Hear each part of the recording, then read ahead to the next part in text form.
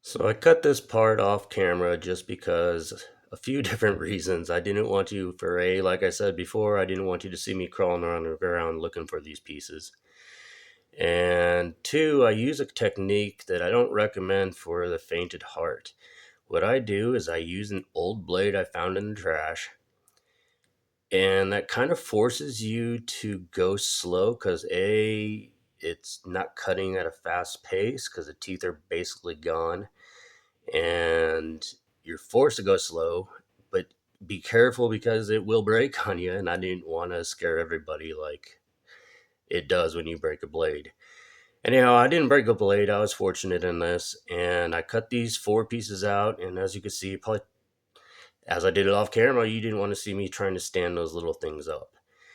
Anyway, I'm going to glue those together right now so I don't have to fumble anymore with them, and I'll just use the CA glue just to hold them together, and I'll move on to the next few pieces.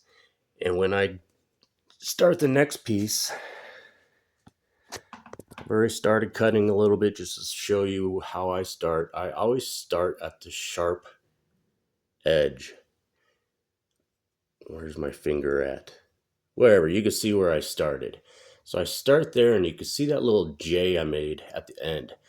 I'm going to do a loop and come back down at that corner so I stay close to that edge, and it's just easier for me to do a loop instead of trying to backtrack or whatnot. But that's going to be my first six pieces. I'll glue those up, and then the next piece will be the cradle to hold all those together, and then we'll move on from there.